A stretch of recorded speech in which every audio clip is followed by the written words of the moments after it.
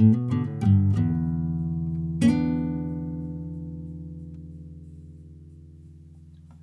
sports fans, and welcome back to Sports on the Spot. My name is Willie Charger, also known as the Professor, and I'll be joined by Nick James and our gambling guru, Ronnie, later on in the show. Today, we're going to be spending another few minutes talking about the sports world, mostly talking about the NFL. As everybody knows, there's the NFL season, and then there's the NFL off season, and that's where we are today, the NFL off season. And this is the time of the year where teams start making trades and drafting new players. Nick, let's say you're an NFL general manager and you want to put together a team. You want to build a team around a promising young quarterback. Of all the first year players, second year NFL quarterbacks, including the ones that are coming in the league right now, people like Trevor Lawrence and Zach Wilson, who would you pick to build a team around? I asked this question because recently a ESPN analyst rated the top five, and he pointed out that Trevor Lawrence, the number one pick in this year's draft, would be the player to build a team around, followed by Joe Burrow, the Cincinnati Bengals quarterback, and then Tua Galava over there from Miami at three. My very own boy Justin Herbert, the Chargers quarterback, coming at four, followed by the incoming BYU rookie Zach Wilson. What do you think, Nick? You're an NFL general manager. Which one of these young guys would you pick to build a team around? I mean, I might be a little biased too, just thinking Justin Herbert should be a little higher up there. Barring maybe a full offseason, he was a couple points away from really being a playoff shot there, maybe just to make it into the wild card round. But I thought he definitely outplayed Tua last year. I don't know. Maybe Joe Burrow is going to be one of the other guys I'd consider. He just has that mental toolbox that you don't see a lot of other young quarterbacks have.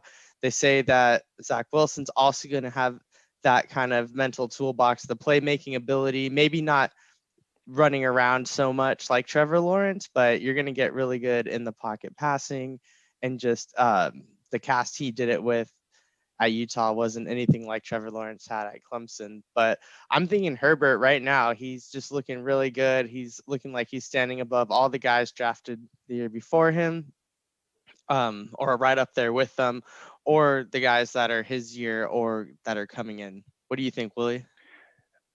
I'm biased too, and when you talk about a quarterback like Herbert, 32 touchdown passes as a rookie, I don't know how you can minimize his future.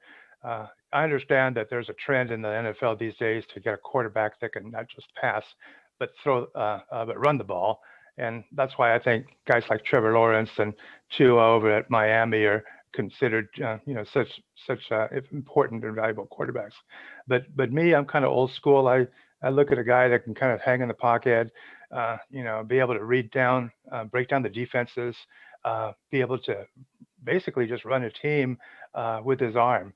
Don't get me wrong, Herbert can run. I mean, he can run, but obviously his passing is not to be minimized. Joe Burrow, the Cincinnati Bengal quarterback who got hurt last year, coming out of LSU, that guy was, I think, one of the quarterbacks uh, of the generation. And he's still a guy I think that is going to be a quarterback you would definitely think about to build a team around in the future. So for me, those would be the two top picks: Herbert of the Chargers and Joe Burrow of the Bengals. The other two guys, Trevor Lawrence, he hasn't played it down in the NFL yet, and neither has Zach Wilson. Tua, he's already the subject of trade talks in Miami. And while we're talking trade, there are a number of quarterbacks that might be moving to new teams. Uh, and of course, the big news coming out of Seattle is Russell Wilson uh, expressing his desire to play for some other team. And he's pointed out Dallas, the Raiders, the Bears as three of the teams that he would play for. Um, what do you think about that one, Nick? Do you think that Russell Wilson stays or is he going to go? It's hard to see Russell Wilson leaving Seattle. He's a fan favorite. He just seems like a homegrown kind of guy. But if he's not happy there, you can't blame him for wanting to leave. I don't know why he'd want to go to the Bears. Dallas, I could see he's going to be able to build his brand. He's already a really well-known name, but if you get on that Dallas team with that kind of star power, that's going to elevate past Dak.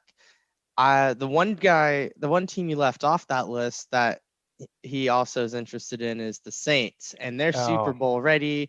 They got that Legion of Boom kind of defense, and Sean Payton is just ready to win. You could argue that Drew Brees might have been the reason they were slowed down a little bit last year in the playoffs, but it would be Mike Thomas and Russell Wilson would just be an insane combination. If he were going to go anywhere, that's where I would imagine he'd want to go. Now, would Seattle jeopardize sending him there, being in the NFC still? Usually you'd want to see this guy go to the other side, maybe go to the AFC. He'd also have a big shot in Vegas, but I'd say the Saints would be his best bet. What about you, Willie? I agree with that. I think if he goes to the Saints, the Saints automatically are the favorite to win the Super Bowl next year. He's that much of a game changer. And you're right, the Saints are already built to win a Super Bowl. And like you say, maybe it was the quarterback that wasn't able to pull him over the top last year. I think with Russell Wilson, that would definitely be the case. Another quarterback who's also a little bit unhappy is Deshaun Watson, who's still trying to get out of Houston. The Houston general manager says, "Well, no, we're not going to trade you. You're going to stay here." So, what's going to be the situation in Houston as things unfold, Nick? I think he has more leverage than the Houston Texans organization wants to give him. Yeah, they could just hold him hostage, but then they're going to have a disgruntled quarterback not playing, disgruntled fan base. Their organization is still going to suffer. Why not just kick the rebuild button if he's that unhappy? I think a lot's got to happen here before the draft, because if you have Miami sitting at the third pick, they're debating if they want to get someone like Zach Wilson or Justin Fields, or if they don't get Deshaun Watson. So I think a lot's going to come into play in these next few weeks. Of course, the other quarterback that's in the news is the Dak Prescott over here in Dallas. My sources in Texas are telling me that Jerry Jones, the Cowboys general manager and team owner, and Dak have reached the point where neither side wants to give in. And my sources are telling me that it's just a matter of who's going to blink first to see what happens there. The, the relationship, he says, might be broken beyond repair, and JJ might be deciding to go somewhere else as far as his quarterback goes. I don't think that would be a very good move on the part of the Cowboys owners, but who knows? Any thoughts on that? I think that if they're going to be able to trade Dak, they're going to have to get a team that's going to be able to keep him, because why trade for him and give up all these draft capital for him to just leave in free agency in a year? So it'd have to be someone who's going to be able to meet his financial demands. I don't know if he's going to get moved or traded without the other team being mutually involved.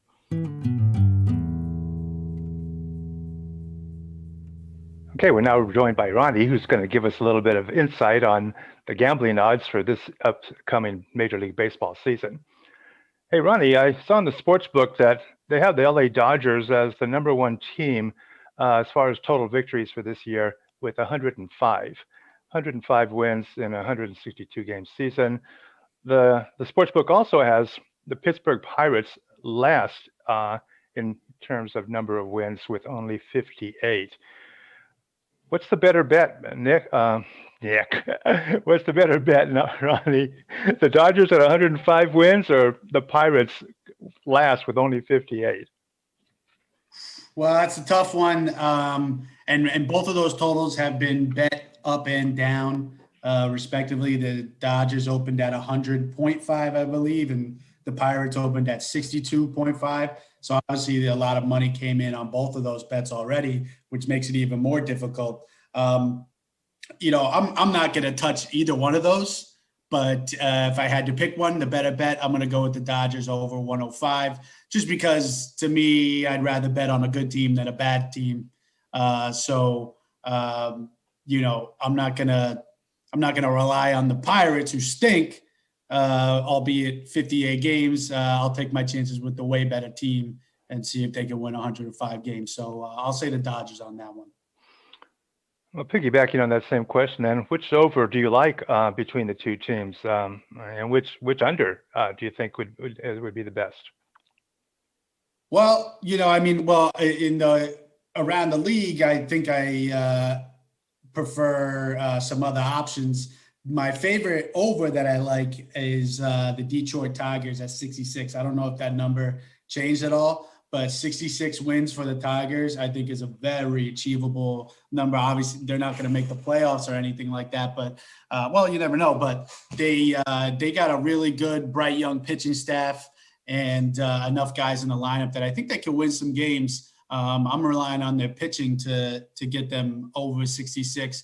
But I think that number's too low. They're in a good division, obviously, with the Twins and the White Sox. They'll probably beat up on them a lot. But I think 66 wins for the Tigers is very reasonable. And the under that I like is the Angels. Around 85 wins. Pretty sure they're right around 85 wins every year, and they never make it. I mean, the Angels are like I think if you look up mediocrity in the dictionary, you see a picture of the Los Angeles Angels. Well, what is it? Anaheim? I don't even know who cares? Who cares what they're called now? They stink. I mean, in the sense that they just never get over that hump. They're like right around 80 something wins every single year. I don't know what they did this year to improve. I'm not going to rely on them again. Just going to take the Angels under and, rest assured that they're not going to get it. Feel bad for Mike Trout, best player in the game, and yet you never see him in the playoffs. You never see him in the World Series. He's never had that moment that you think about when you think about a great player. Yeah, it really is a shame. We make Mike Trout a great point. I mean, the best player in baseball, arguably, maybe not so much anymore, but obviously he's still one of the biggest stars in the game and the best players. And his career is essentially being wasted. To never have a World Series, a guy that good should probably have a couple of rings by now. I mean, kudos to him for sticking with the Angels too. I mean, how is that guy not like throwing Gatorade coolers and stuff around the locker room, telling the guys, smashing stuff to get him some better players? But he's a loyal guy, I guess. Hey, well, what do you expect? He's a Jersey guy, so obviously he's a good guy. But hopefully we can get Mike Trout a ring sometime. Well, I don't think it's going to be this year for the Angels, but we'll wait and see.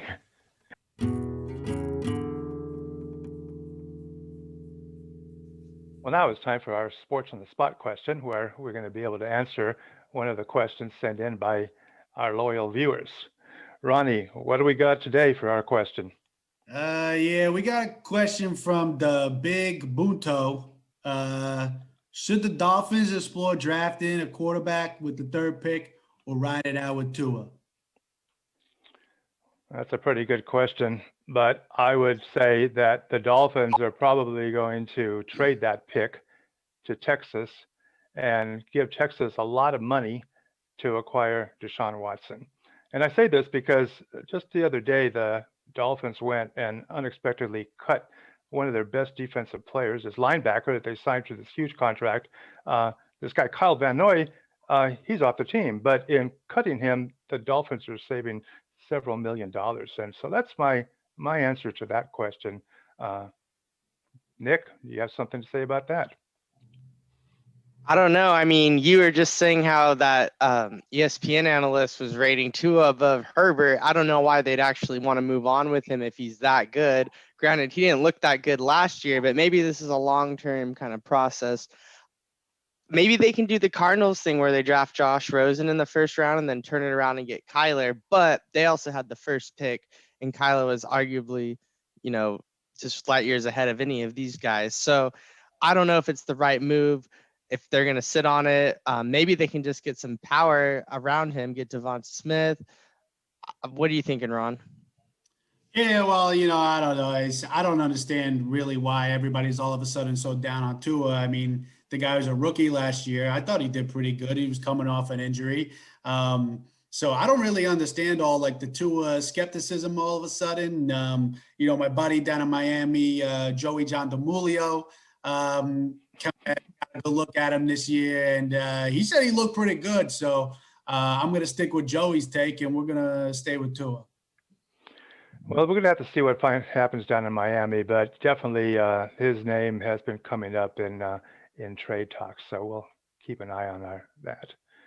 Well, thanks a lot, guys. We've now reached the point of the show where we have to say goodbye. I wanted to thank all our viewers for tuning in and to remind everybody that you can subscribe to our show. You can also like the show and make any comments that you have about the show.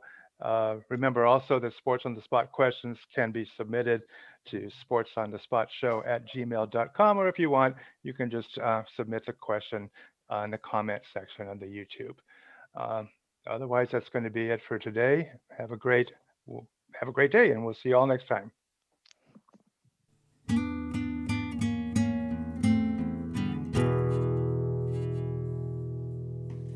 Unbelievable.